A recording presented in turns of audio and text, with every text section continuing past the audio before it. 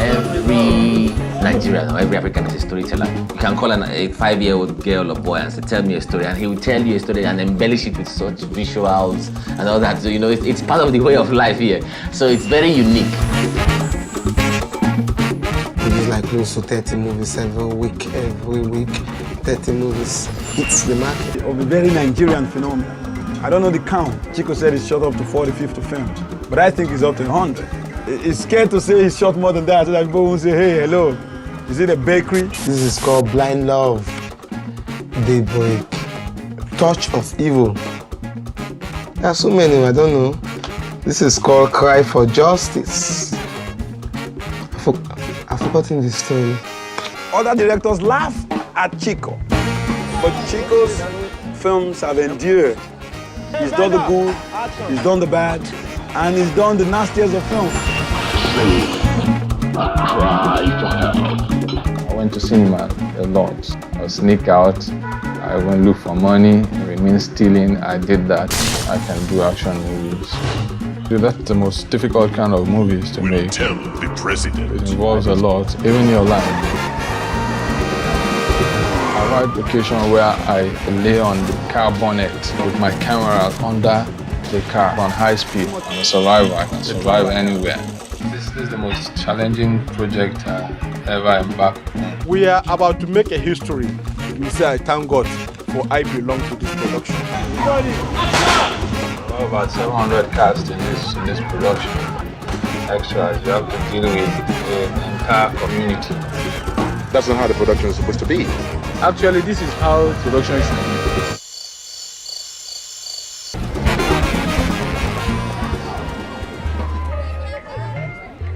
If you want American filmmakers to lose their jobs, import some Nigerians. And I will shoot films in New York in 10 days because everything is working. Hey! Who object? Nollywood today is the largest film industry in Africa and one of the highest producing film industry in the world after Bollywood. According to a survey carried out by the UNESCO Institute for Statistics, Nollywood has even taken over from America's Hollywood with regards to the production of films per year, which is approximately more than 2,000 films per year.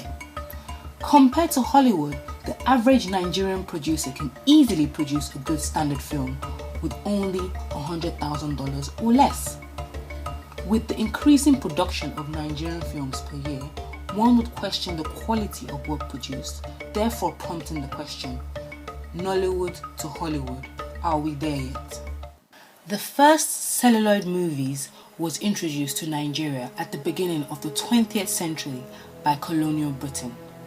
Before the introduction of cinemas and home videos in the late 30s and 40s, Nigeria experienced success with regards to the popular travelling theatre along the Yoruba cultural tradition. Yoruba-speaking artists travelled around the country with performances that combined music, dance, acrobatics and drama. This tradition flourished in the 80s and provided a platform where genuine storytelling about indigenous traditions and aspirations. The first Nigerian actor to feature in a full-length movie was Orlando Martins, who starred in a movie called Sanders of the River, which was partly shot in Nigeria in 1935. The first Nigerian home video, Ekun, was produced by the late Alade Orura in 1987. Fast forward to the 90s, a young graduate called Kenneth Nebuwa was so desperate to produce a movie after a series of rejection.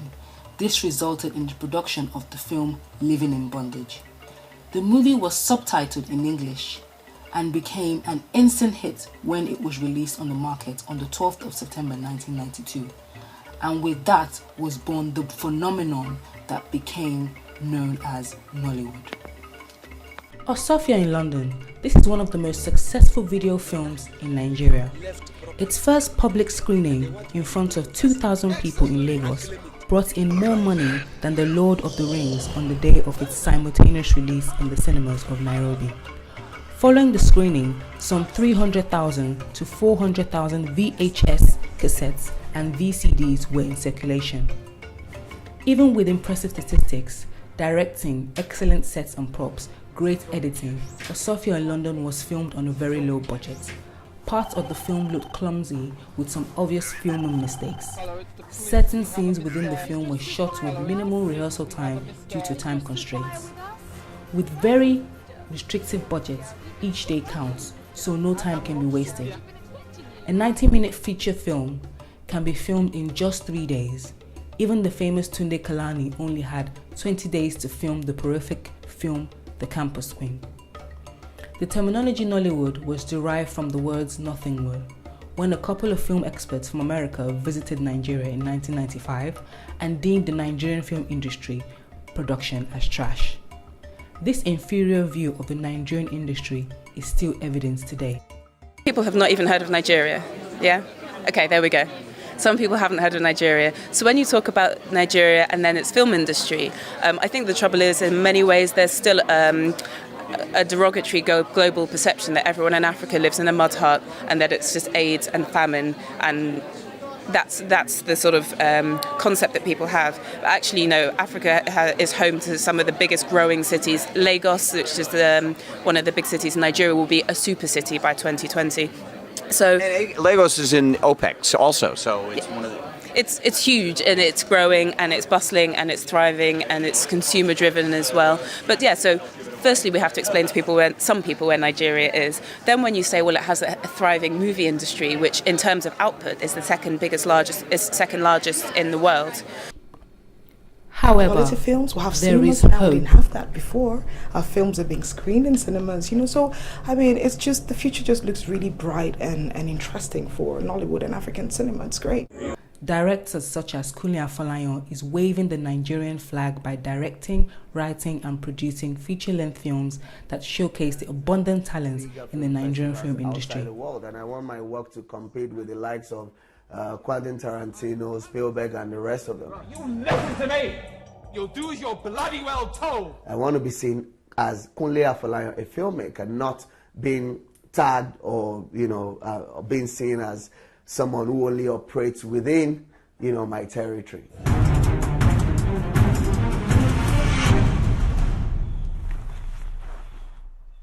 I think I know the killer. The Nigerian film industry is slowly receiving international attention, with many of the top actresses being interviewed by reputable news networks such as CNN and Al Jazeera. Men adore her. Women want to be just like her. Tonight's connector of the day is a household name in Nigeria, a screen diva who's enchanted Africa and is now stepping into the global spotlight. Max Foster gets us connected. One of the industry's biggest names is Genevieve Naji, often called the Angelina Jolie of Nigeria. Genevieve is one of Nollywood's golden girls. Having started her career in soap operas, it didn't take long for Naji to take over the silver screen.